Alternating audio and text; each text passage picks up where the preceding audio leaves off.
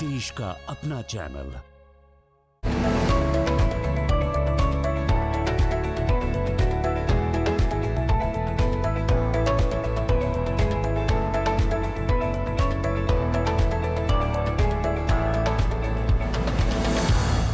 तवील है मुसाफत मगर मंजिल पे यकीन है।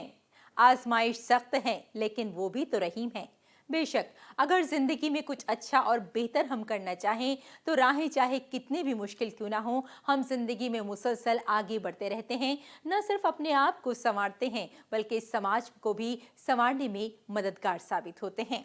कुछ ऐसे ही लोग हमारे आसपास हुआ करते हैं और ऐसे ही आम लोगों की कहानियां लेकर हम हाजिर हो जाते हैं हर एक हफ्ते प्रोग्राम गुड न्यूज जज्बा इंडिया के साथ। मैं हूं रेशमा, मेरा आदाब कीजिए कबूल। सहो मोरमी का मतलब होता है हमदर्द, और हमदर्द वो होता है जो पूरे समाज के बारे में सोचता है, कुछ अच्छा करना चाहता है, कुछ बेहतर करना चाहता है, हर एक की जिंदगी में खुशियां लेकर आना चाहता है। और यकीन मानिए सहो मोरमी एक तंजीम का नाम है और इस तंजीम से जुड़े हुए हैं बहुत सारे प्रोफेसर्स। इन प्रोफेसर्स ने ठान ली है कि उनके पास जो है वो समाज को देंगे, यानी तालीम का जज्बा। तालीम का जज्बे के लिए बेदारी फैलाते हैं, गरीबों की मदद करते हैं, कोशिश करते हैं कि तिब्बी सहूलियात भी दी जाएं ताकि समाज में कुछ बेहतरी लाई जा सके। तो चलिए किस तरह से ये तंजीम काम करती है, आइए जान लेते हैं इस रिपोर्ट में।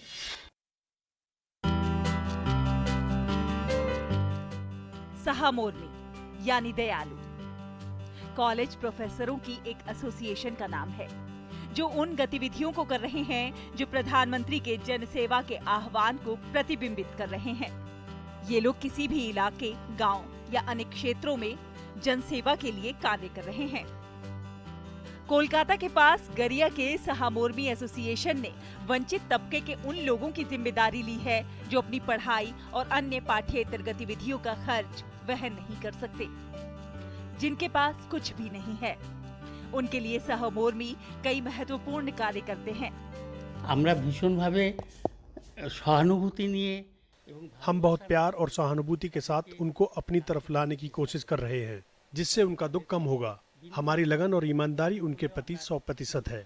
हमारी कोशिश है कि हमसे कोई गलती न हो। हमने ये प्रतिज्ञा ली है कि जो 1 रुपया हमें मिलता है वह 1 रुपया हम समाज तक पहुंचाएंगे।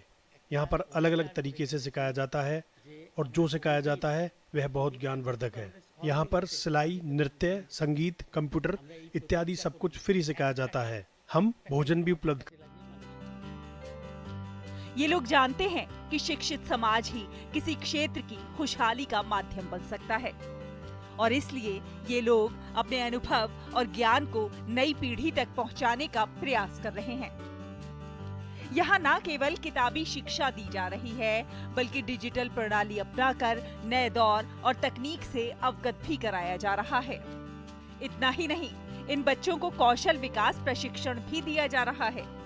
सहा मोरमी के इन सदस्यों ने पिछले 1.5 दशक में एक कुशल प्रणाली को अपनाकर सेवा की एक नई परिभाषा लिखी है। गुड न्यूज जज्बा इंडिया के लिए कोलकाता से ब्यूरो रिपोर्ट, डीडी न्यूज। तो चलिए अब आपकी मुलाकात करवाते हैं एक रूहानी गुरु से। जी हाँ, पुष्पेंद्र कुमार जी, ये वो गुरु हैं जो माहौल के लिए काम कर रहे हैं, बल्कि कहना ये चाहिए कि अपनी पूरी जिंदगी इन्होंने माहौलियात के लिए सर्व कर दी है। अच्छी बातें तो बताते ही हैं, लेकिन साथ साथ माहौल को कैसे शफाफ बनाया जा सकता है, ये काम बहुत बेहतरीन तरीके से गुरुजी बता सकते हैं। और गुरुजी इंस्पायर्ड हैं वजीर आजम नरेंद्र मोदी के मन की बात प्रोग्राम से, क्योंकि हम सभी जानते हैं कि मन की बात में कुछ ऐसी ही बातें जरूर बताई जाती हैं जिससे समाज में बेहतरी लाई जा सके। किस तरह से पुष्पेंद्र गुरुजी काम करते हैं, आइए देखते हैं।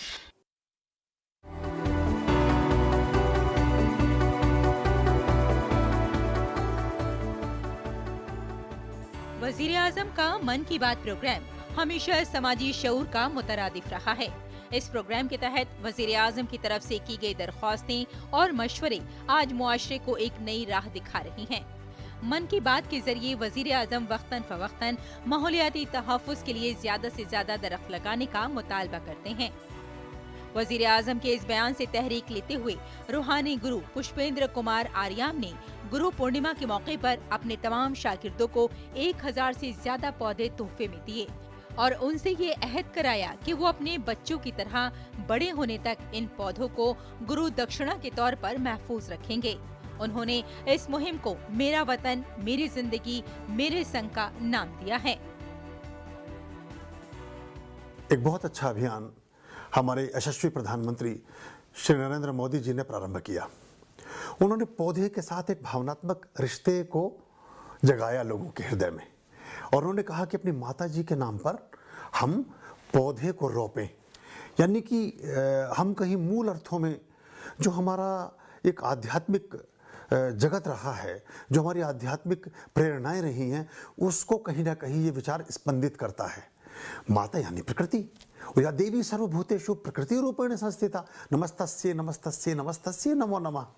तो यानी कि हम क्या ये पेड़ पौधे हमारे रिश्तों के रूप में स्थापित हो सकते हैं क्या? ये बड़ा गहरा थॉट था और इसने बड़े गहरे अर्थों में हमें स्पर्श किया और उस विचार से प्रेरणा लेते हुए हमने अपने अभियान को और गति दी और हमने उन पौधों को इस बार गुरु पूर्णिमा पर हमने 5100 पौधों का संकल्प रखा है, जो हमने पिछले पर्यावरण दिवस से प्रारंभ करके और हम इसको आगे तक चलाएंगे। गुरु के अकीदतमंद भी अपने गुरु से प्रसाद के तौर पर इन पौधों को हासिल करने के लिए बहुत पुरजोश हैं। उनका कहना है कि वो अपने खानदान के अफराद की तरह इन पौधों की देखभाल करेंगे। वजीर आजम मोदी की तरफ से मन की बात में उठाए गए असली मसाइल और अवाम की शिरकत से समाज में एक नया शऊर दौड़ रहा है। रूहानी गुरु आर्याम का माहौलियाती तहफ़्फ़ुज़ के मैदान में किया गया ये तजुर्बा एक मिसाल के तौर पर सामने आया है। Bureau report, DD news.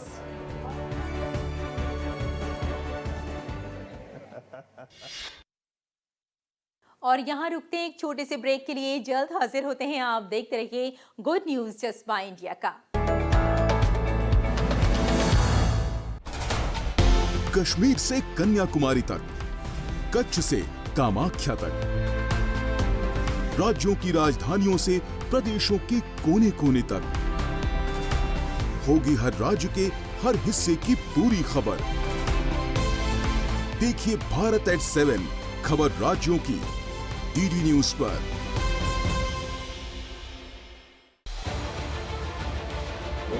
उत्तर से दक्षिण तक, पूर्व से पश्चिम तक, देश हो या दुनिया की खबर है तो पड़ताल जरूरी है।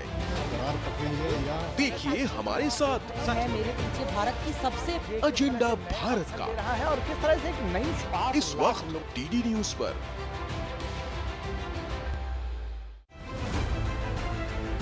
आर्थिक जगत की सुर्खियां आम आदमी के लिए क्या है मायने, शेयर बाजार और दूसरे फाइनेंशियल मार्केट्स के तमाम अपडेट्स, कारोबार जगत की बड़ी खबरों का सटीक और सरल विश्लेषण। देखिए इकोनॉमी टुडे DD न्यूज़ पर।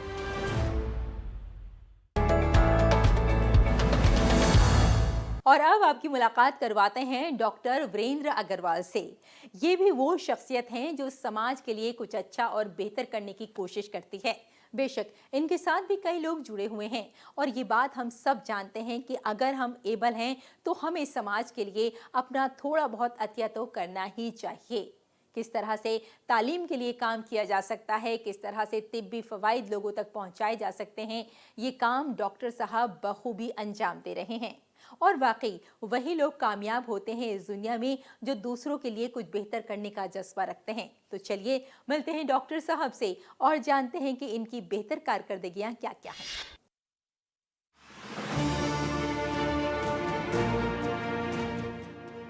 कहा जाता है कि जिनका कोई नहीं होता उनका खुदा होता है। ये कहावत राजस्थान के भरतपुर के हेल्थ टेम्पल इंस्टीट्यूट ने पूरी की है, जो पिछले 3 सालों से कचरा उठाने वाले बच्चों को तालीम देकर जिंदगी की नई राह पर आगे बढ़ने की कोशिश कर रहा है। इल्म का ये शोला उन्हें आगे बढ़ने और कुछ करने की उम्मीद देता है।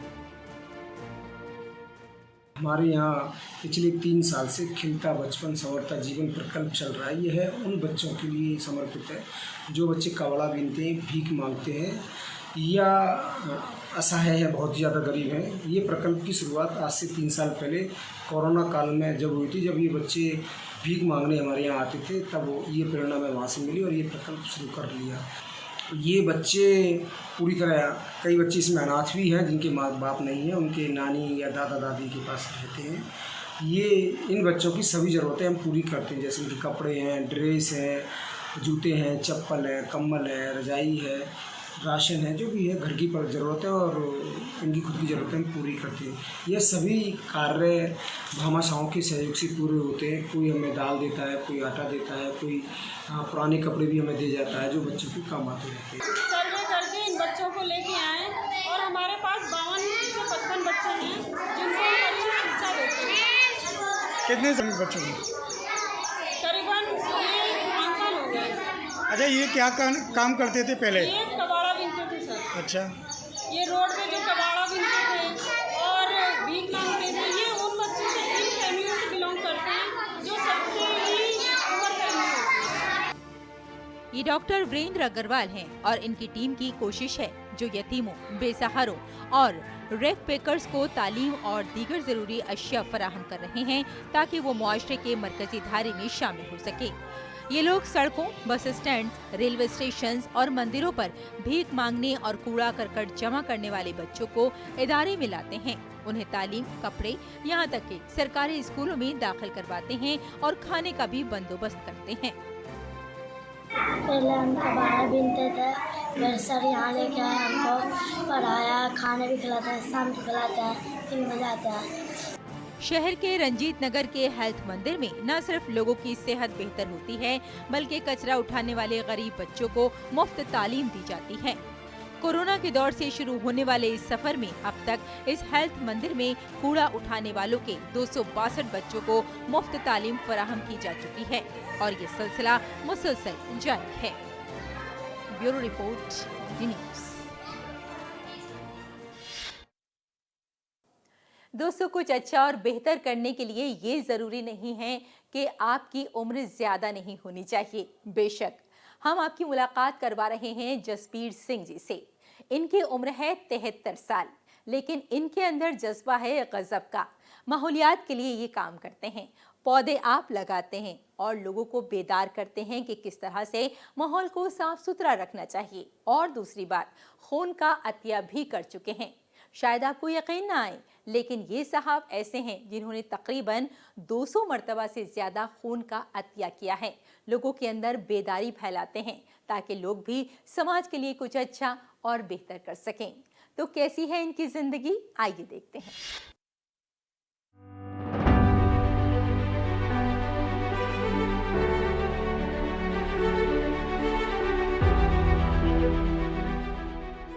कहते हैं अच्छा काम करने के लिए उम्र कोई मायने नहीं रखती। उम्र तो बस एक नंबर है, जज्बा होना जरूरी है।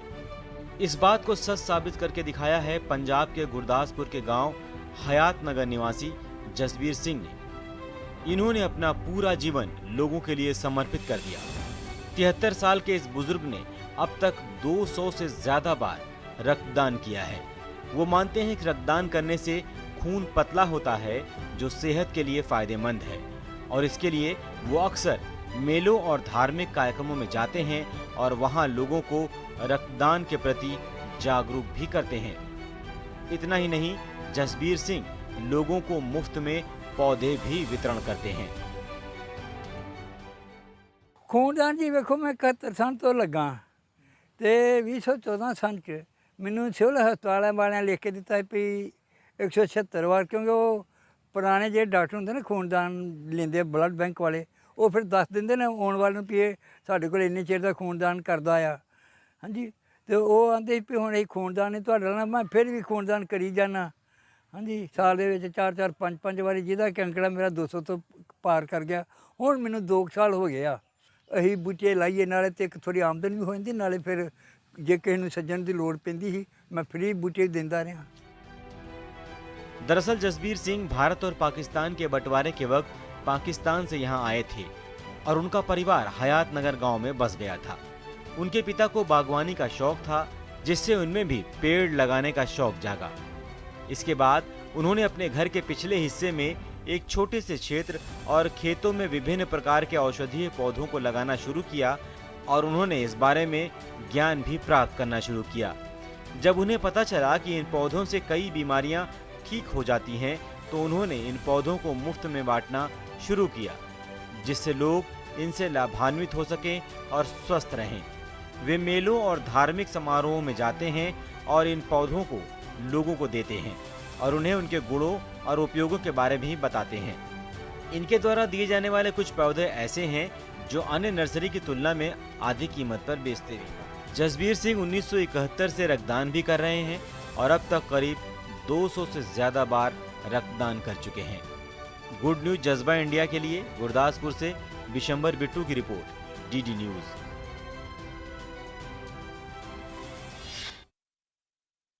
और यहाँ रुकते हैं एक छोटे से ब्रेक के लिए, जल्द हाजिर होते हैं। आप देखते रहिए गुड न्यूज जज्बा इंडिया का।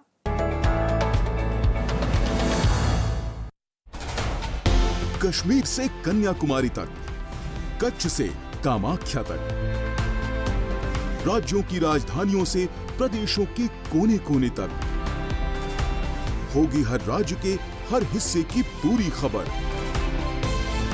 देखिए भारत एट 7 खबर राज्यों की, डीडी न्यूज पर।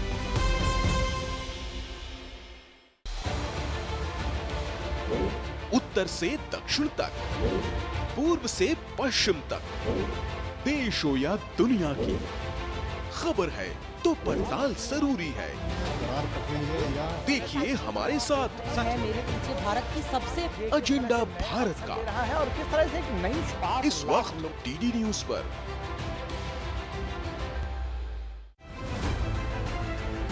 आर्थिक जगत की सुर्खियां आम आदमी के लिए क्या हैं मायने, शेयर बाजार और दूसरे फाइनेंशियल मार्केट्स के तमाम अपडेट्स, कारोबार जगत की बड़ी खबरों का सटीक और सरल विश्लेषण।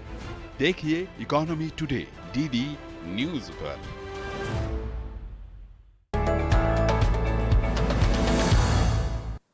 और अब मिलते हैं जैल हक अली से।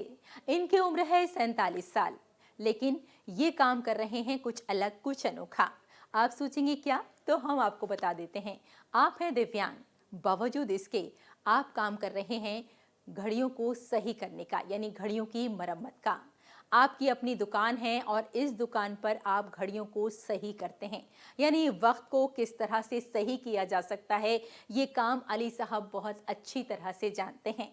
दिव्यांग हैं, दोनों हाथों की उंगलियां नहीं हैं, बावजूद वक्त को कब कहां कैसे रोकना है, ये बात इनसे बेहतर कोई और नहीं जानता। किस तरह से इनकी जिंदगी गुजर रही है बेहतर तरीके से, आइए देखते हैं।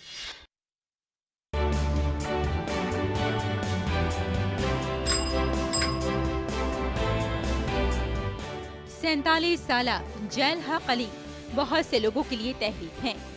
अली के दोनों हाथों में उंगलियां नहीं हैं, लेकिन वो अकेले घड़ियों की मरम्मत की दुकान चलाते हैं।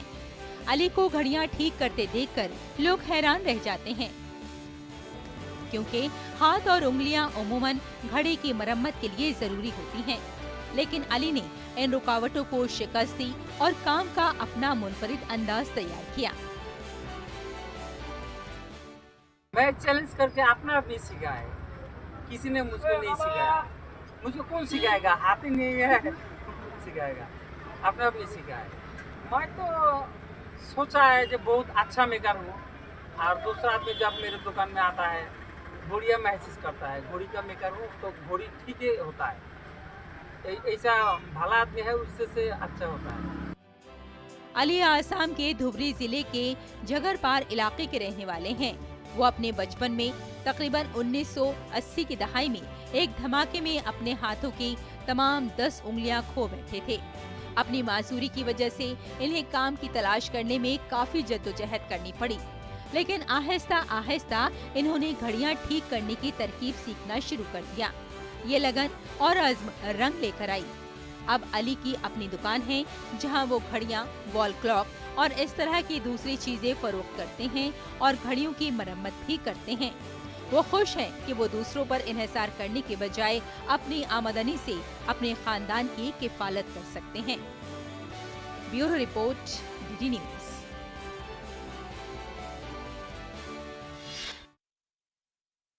तो ये थी कुछ आम लोगों की खास कहानियाँ। और वाकई ये आम लोग जब अच्छा और बेहतर करते हैं तो ये खास से भी ज़्यादा खास हो जाते हैं। ज़रूरी यहाँ पर ये बात है कि हम भी समाज में कुछ अच्छा और बेहतर करने के बारे में सोचें, इंसानियत को फ़रोग़ दें। बहुत सारे लोगों के लिए अगर हम अच्छा ना भी कर पाएँ तो कम से कम 1 या 2 लोगों के लिए ज़िंदगी में कुछ बेहतर करने का जज्बा हम रख ही सकते हैं। और अगर हम कुछ भी ना कर पाएँ तो यकीन मानिए अपने चेहरे पर एक मुस्कुराहट रख सकते हैं, क्योंकि जब हम मुस्कुराते हैं तो दूसरों को मुस्कुराने का सबब दे जाते हैं। फिलहाल bye bye and take care.